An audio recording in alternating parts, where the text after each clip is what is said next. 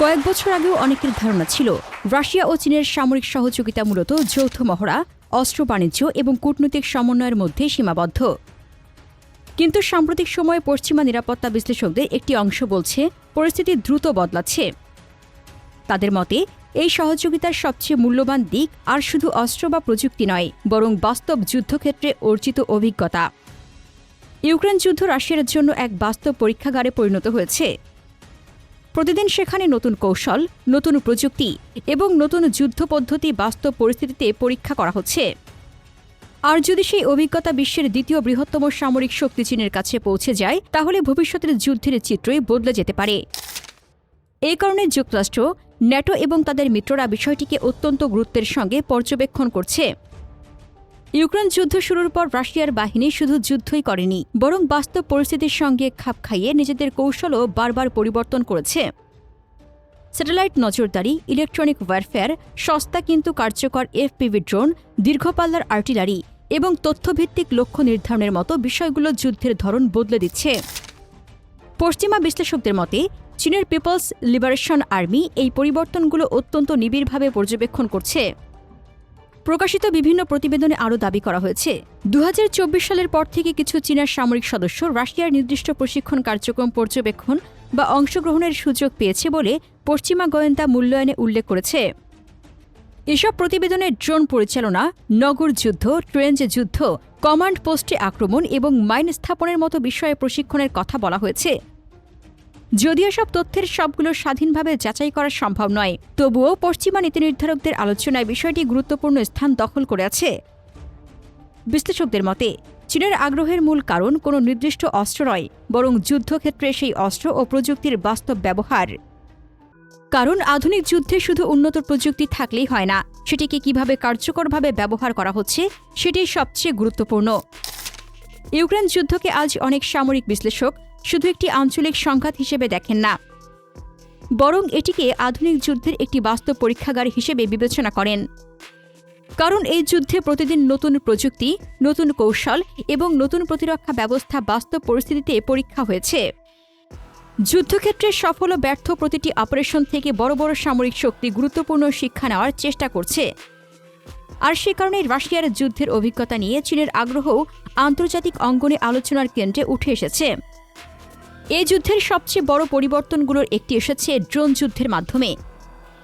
আগে আকাশের নিয়ন্ত্রণ মানেই ছিল যুদ্ধবিমান ও হেলিকপ্টারের আধিপত্য, কিন্তু ইউক্রেন দেখিয়ে দিয়েছে কয়েক হাজার ডলারের একটি এফপিভি ড্রোনও কোটি কোটি ডলারের ট্যাঙ্ক, সাজোয়া যান কিংবা আর্টিলারি ধ্বংস করতে পারে। ফলে যুদ্ধের অর্থনীতি বদলে গেছে। কম খরচে বেশি ক্ষতি করার এই সক্ষমতা এখন বিশ্বের প্রায় সব বড় সামরিক শক্তির দৃষ্টি আকর্ষণ করেছে। এর পাশাপাশি ইলেকট্রনিক ওয়ারফেয়ার আধুনিক যুদ্ধের অন্যতম গুরুত্বপূর্ণ অস্ত্রে পরিণত হয়েছে।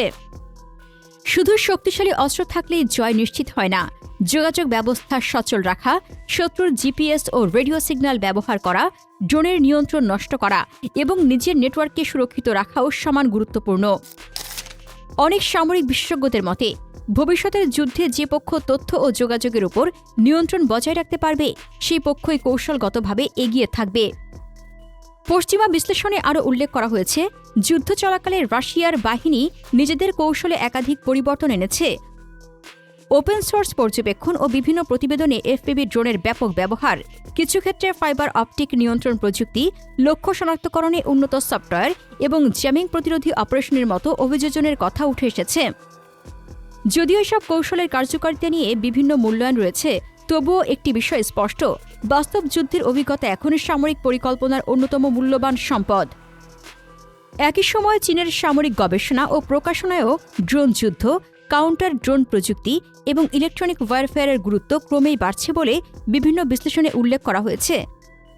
পাশাপাশি রাশিয়া ও চীনের নিয়মিত যৌথ নৌ ও বিমান মহড়াকে শুধু প্রতীকী নয়, বরং ভবিষ্যতের যুদ্ধ কৌশল পরীক্ষার একটি গুরুত্বপূর্ণ প্ল্যাটফর্ম হিসেবেও দেখা হচ্ছে। এখন প্রশ্ন হলো, এই পুরো বিষয়টি কেন যুক্তরাষ্ট্র আর তার মিত্রদের জন্য এত গুরুত্বপূর্ণ? কারণ আগামী কয়েক দশকে ইন্দো প্যাসিফিক অঞ্চলকে বিশ্বের সবচেয়ে গুরুত্বপূর্ণ কৌশলগত প্রতিযোগিতার কেন্দ্র হিসেবে দেখা হচ্ছে। দক্ষিণ চীন সাগর, পূর্ব চীন সাগর, তাইওয়ান প্রণালী, জাপান, ফিলিপাইন ও গুয়ামের মতো অঞ্চল শুধু আঞ্চলিক নিরাপত্তার জন্য নয়, বরং বৈশ্বিক বাণিজ্য, সামুদ্রিক যোগাযোগ এবং আন্তর্জাতিক অর্থনীতির জন্য অত্যন্ত গুরুত্বপূর্ণ। তাই এই অঞ্চলে সামরিক সক্ষমতার যে কোনো পরিবর্তন পুরো বিশ্বের কৌশলগত ভারসাম্যে প্রভাব ফেলতে পারে। পশ্চিমা বিশ্লেষকদের মতে, যদি রাশিয়ার বাস্তব যুদ্ধের অভিজ্ঞতা এবং চীনের বিশাল শিল্প উৎপাদন সক্ষমতা ও প্রযুক্তিগত অগ্রগতি একে অপরকে পরিপূরক করে, তাহলে ভবিষ্যতে নতুন ধরনের সামরিক সক্ষমতা গড়ে উঠতে পারে। একদিকে রাশিয়ার রয়েছে বাস্তব যুদ্ধক্ষেত্রে অর্জিত অপারেশনাল অভিজ্ঞতা, অন্যদিকে চীনের রয়েছে দ্রুত উৎপাদন, উন্নত ইলেকট্রনিক্স শিল্প এবং বিশ্বের অন্যতম বৃহৎ ড্রোন উৎপাদন সক্ষমতা। এই দুই শক্তির সমন্বয় ভবিষ্যতের সামরিক প্রতিযোগিতাকে নতুন মাত্রা দিতে পারে বলে অনেক বিশ্লেষক মনে করেন। যদিও এই সহযোগিতার প্রকৃত পরিসর প্রকাশ্যে পুরোপুরি জানা যায় না, তবুও বিষয়টি আন্তর্জাতিক নিরাপত্তা মহলে গভীরভাবে পর্যবেক্ষণ করা হচ্ছে। আরেকটি গুরুত্বপূর্ণ বিষয় হল সমুদ্রের নিচের প্রতিযোগিতা। সাবমেরিন আজও বিশ্বের সবচেয়ে কার্যকর কৌশলগত অস্ত্রগুলোর একটি। দীর্ঘ সময় গোপনে অবস্থান, দূরপাল্লার হামলার সক্ষমতা এবং প্রতিপক্ষের জন্য শনাক্ত করা কঠিন হওয়ায় সাবমেরিনকে এখনও কৌশলগত ভারসাম্যের অন্যতম ভিত্তি হিসেবে বিবেচনা করা হয়। কিছু পশ্চিমা কর্মকর্তা ও বিশ্লেষকদের মতে, রাশিয়ার দীর্ঘদিনের সাবমেরিন পরিচালনার অভিজ্ঞতা এবং চীনের দ্রুত সম্প্রসারিত নৌবাহিনী ভবিষ্যতে বিশেষ গুরুত্ব পেতে পারে। একইভাবে ক্ষেপণাস্ত্র সতর্কীকরণ ব্যবস্থা, সমন্বিত আকাশ প্রতিরক্ষা এবং বহুমাত্রিক প্রতিরক্ষা নেটওয়ার্ক নিয়েও আন্তর্জাতিক অঙ্গনে ব্যাপক আলোচনা চলছে। অন্যদিকে যুক্তরাষ্ট্র, জাপান, অস্ট্রেলিয়া এবং তাদের অংশীদার দেশগুলোও নিজেদের প্রতিরক্ষা কৌশলে দ্রুত পরিবর্তন আনছে।